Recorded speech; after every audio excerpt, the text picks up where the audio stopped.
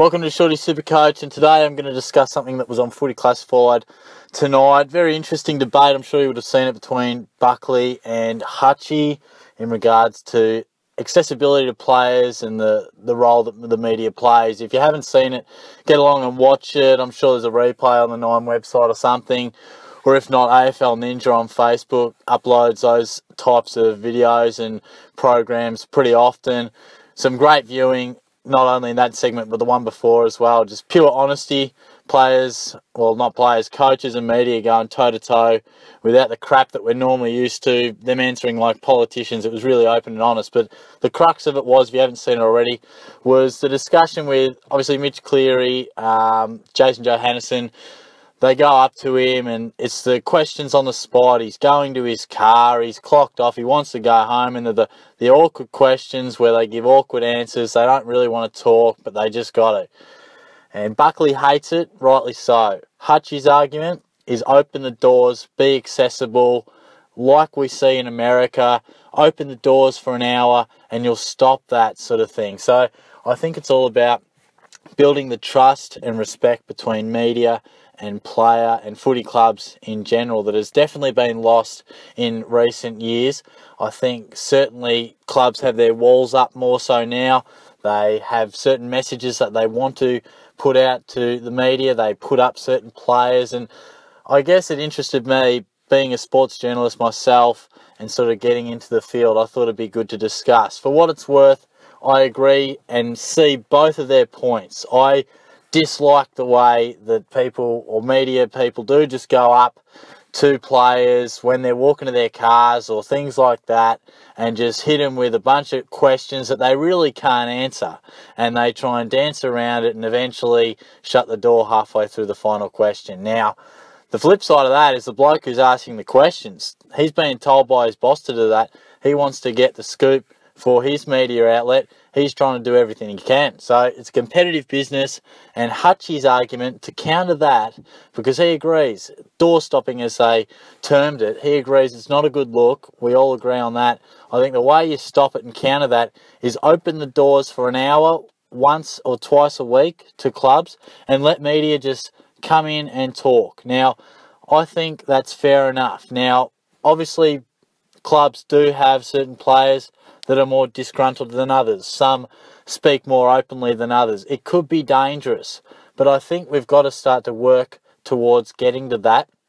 Maybe you don't just open your doors to every single player, but I think more than 1, 2, 3 or 4 or 5, whatever it is that you see on a match day, it's very limited and they're very much geared up to say certain things and toe the party line. I think a lot of the reason players and clubs toe the party line is because they don't have the respect or trust in the media to translate their actual message across to the papers or to the radio. So I think what opening the doors would do would allow people and media and players to talk. It doesn't always have to be for a quote. It can be off the record stuff, building the trust, building the respect, but the players always have the right to let them in, but they reserve the right to say, no, I don't want to talk to this fella. Sorry, mate, I don't have a comment. If you want to talk off the record and build this trust, but at the moment, you've burnt me in the past, I don't really respect you as a journo at this stage. Let's talk, let's build trust, let's build respect, and maybe in a few months, we can have an on-the-record chat and I'll discuss actual football stuff with you. I think it's important that we do open the doors. It would stop the harassment of players and just walking up to them, sticking a mic in their face, and it would also stop the, we're taking it 1 week at a time, blah, blah, blah. That's going to continue for a reasonable amount of time, and there's certain stages where you do just have to tail the party line. But I think if we do build more of a trust, respect between media and clubs, it will definitely help with seeing more accessibility for us fans and members and getting a more honest relationship and improve not only the whole industry, but the way we see the media, the way we get access to players. And it's not always going to be easy. There's always going to be stories that do get people off guard to an extent. But I think that's why it's important that players, just because it's open doors, doesn't mean you can still throw the mic in their face. They can say, look, sorry, mate, turn the mic off. I'm happy to chat, but at this stage, we're not talking on the record. And then I think you'll have other media outlets that have good relationships with certain players. Look, you might only put up 15 or 20. You don't have to put up the whole list, because there might be certain players that, you know, are disgruntled and the clubs may be a little more concerned. But I think for a start, put 10 to 15 up, majority senior players, of course, and open the doors for an hour. It often happens in grand final week and things like that. You see a stack of media outlets because it's just two teams. But I think we can do it more often. Maybe we start with one time a week for 1 hour. You come in, you can ask anything you like. It can be on the record, off the record, but have an actual discussion. And rather than just, oh, Jesus, it's old mate from Channel 9 coming up and peppering me again. It really does build a poor relationship and the way players view the media. And there really is this distaste often between media and player for the most part. Where at least if you can go in, you can walk in, they're two blokes, you'd have a discussion, might be a female reporter, it might be a male, whatever it may be, you can all be there, you talk about things, you build up an actual relationship as human beings, rather than, oh geez, here he comes again, sticking the mic, I don't want to talk. You know that they're coming in, you're ready to talk.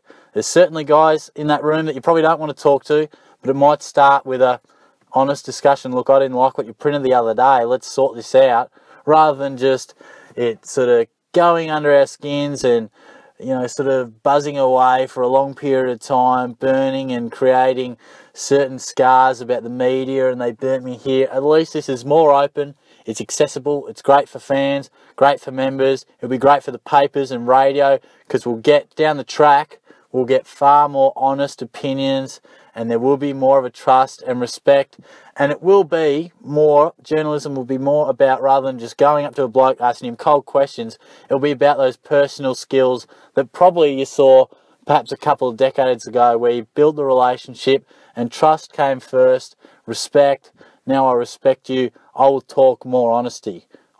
So I think that's important. So if you haven't seen it, I would encourage you to go along and take a look, because it's great viewing and a really good debate. I think they both raise very good points, and I think if we can get to a situation where both clubs and media have a real respect and trust, it's going to do wonders for the whole industry, which was Hutchy's point, but it will take time. It's not going to be an overnight fix, and it's never going to be fully fixed. There's always going to be certain people in the media with certain people in football world that isn't quite going to be on the same page or agree. But that's where in these hour sessions or whatever it may be, you can have a healthy conversation, go toe-to-toe, slug it out, much like Bucks and Hutchy did today, just a healthy debate between two mature individuals. So I think it's definitely food for thought. It isn't perhaps the most interesting or noteworthy discussion for a Shorty say, but for me, it really pricked my ears up. It was great viewing. Myself being in media, I thought it was really something I'd talk about. So thanks for tuning in. Hopefully you have a bit of an opinion on this as well. A lot of people will cast their opinion on whether they like Buckley or they like Hutchy, but try and actually look at it for what it is, what they're actually saying, rather than if you hate Hutchy or you hate Bucks. Try and think of it as what they're actually saying and take it on face value. So again, thanks for tuning in. Subscribe to the channel as always. I'll be back later in the week to do a bit of Supercoach preview for the weekend ahead. So I look forward to doing that, and I look forward to chatting guys throughout the week. Cheers.